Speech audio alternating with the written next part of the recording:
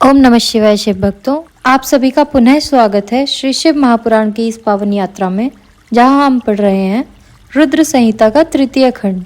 आज का अध्याय है भगवान शिव का गंगा अवतरण तीर्थ में तपस्या के लिए आना, हिमवान द्वारा उनका स्वागत, पूजन और सत्वन, तथा भगवान शिव की आज्ञा के अनुसार उनका उस स्थान पर दूसरों को ना जाने देने की व्यवस्था करना। ब्रह्मा जी कहते हैं, नारद, हिमवान की पुत्री लोक पूजित शक्ति स्वरूपा पार्वती हिमालय के घर में रहकर बढ़ने लगी। जब उनकी अवस्था 8 वर्ष की हो गई, तब सती के विरह से कातर हुए शंभू को उनके जन्म का समाचार मिला। नारद उस अद्भुत बालिका पार्वती को हृदय में रखकर वे मन ही मन बड़े आनंद का अनुभव करने लगे। इसी बीच में लौकिक गति का आश्रय ले शंभू ने अपने मन को एकाग्र करने के लिए तप करने का विचार किया। नंदी आदि कुछ शांत पार्षदों को लेकर वे हिमालय के उत्तम शिखर पर गंगा अवतार नामक तीर्थ में चले आए, जहां पूर्व काल में ब्रह्मधाम से च्युत होकर समस्त पाप राशि का विनाश करने के लिए चली हुई परम पावनी गंगा पहले पहल भूतल पर अवतीर्ण हुई थी। जितेंद्रिय हर ने वहीं रहकर तपस्या आरंभ की।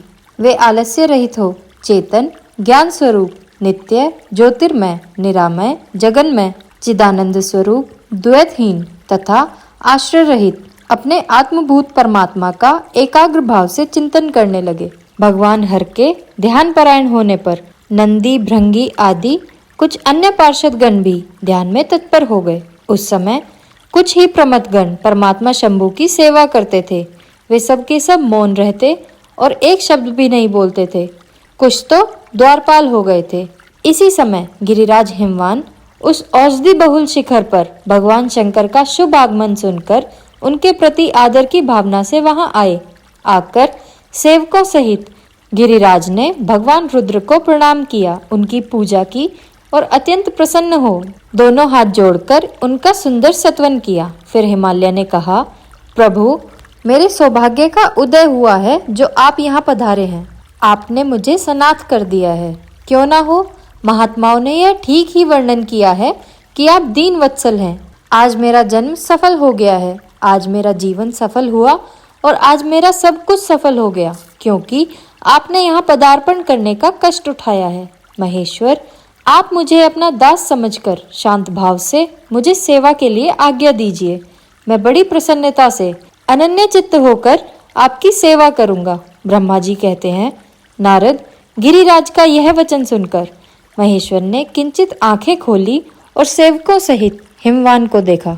सेवकों सहित गिरिराज को उपस्थित देख ध्यान योग में स्थित हुए जगदीश्वर वृषभध्वज ने मुस्कुराते हुए कहा, शैलराज, मैं तुम्हारे शिखर पर एकांत में तपस्या करने के लिए आया हूँ। तुम ऐसा प्रबंध करो जिससे मेरे निकट कोई भी ना आ सके। तुम महात्मा हो, तपस्या के धाम हो तथा मुनियों, राक्षसों, देवताओं और अन्य महात्माओं को भी सदा आश्रय देने वाले हो। द्विज आदि का तुम्हारे ऊपर सदा ही निवास रहता है। तुम गंगा से अभिषिक्त होकर सदा के लिए पवित्र हो गए हो। दूसरों का उपकार करने वाले तथा संपूर्ण पर्वतों के सामर्थ्यशाली राजा हो। गिरिराज, मैं यहाँ गंगा अवतरण स्थल में तुम्हारे आश्रित होकर आत्म संयम पूर्वक बड़ी प्रसन्नता के साथ तपस्या करूंगा। शैलराज, जिस साधन से यहाँ मेरी तपस्या बिना किसी विघ्न बाधा के चालू रह सके, उसे इस समय प्रयत्न पूर्वक करो। पर्वतवर, यही मेरी सबसे बड़ी सेवा है। तुम अपने घर जाओ और मैंने जो कुछ कहा है उसका उत्तम प्रीति से यत्न पूर्वक प्रबंध करो। ब्रह्मा जी कहते हैं, नारद, ऐसा कहकर सृष्टिकर्ता जगदीश्वर भगवान शंभु चुप हो गए। उस समय गिरिराज ने शंभु को प्रेम पूर्वक यह बात कही, जगन्नाथ परमेश्वर, आज मैंने अपने प्रदेश में स्थित हुए आपका स्वागत पूर्वक पूजन किया है। यही मेरे लिए महान सौभाग्य की बात है। अब आपसे और क्या प्रार्थना करूं? महेश्वर, कितने ही देवता बड़े बड़े यत्न का आश्रय ले महान तप करके भी आपको नहीं पाते, और आप यहाँ स्वयं उपस्थित हो गए। मुझसे बढ़कर श्रेष्ठ सौभाग्यशाली और पुण्यात्मा कोई दूसरा नहीं है, क्योंकि आप मेरे पृष्ठभाग पर तपस्या के लिए उपस्थित हुए हैं। परमेश्वर, आज मैं अपने को देवराज इंद्र से भी अधिक भाग्यवान मानता हूँ, क्योंकि सेवकों सहित आपने यहाँ आकर मुझे अनुग्रह का भागी बना दिया है। देवेश, आप स्वतंत्र हैं। यहाँ बिना किसी विघ्न बाधा के उत्तम तपस्या कीजिए। प्रभु, मैं आपका दास हूँ, अतः सदा आपकी सेवा के अनुसार सेवा करूँगा। ब्रह्मा जी कहते हैं, नारद, ऐसा कहकर गिरिराज हिमालय तुरंत अपने घर को लौट आए।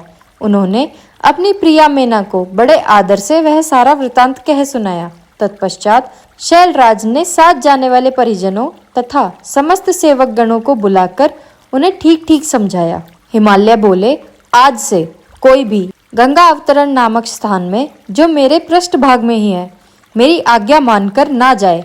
यह मैं सच्ची बात कहता हूँ। यदि कोई वहां जाएगा तो उस महादुष्ट को मैं विशेष दंड दूंगा। मुने, इस प्रकार अपने समस्त गणों को शीघ्र ही नियंत्रित करके हिमवान ने विघ्न निवारण के लिए जो सुंदर प्रयत्न किया, वह मैं तुम्हें बताता हूँ, सुनो। हमारा यह अध्याय यहीं समाप्त होता है।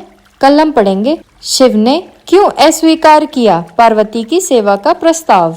आपको यह वीडियो कैसा लगा कमेंट सेक्शन में जरूर बताएं। वीडियो को लाइक और चैनल को सब्सक्राइब करना ना भूलें। आपके सहयोग के लिए कोटि कोटि धन्यवाद। हर हर महादेव।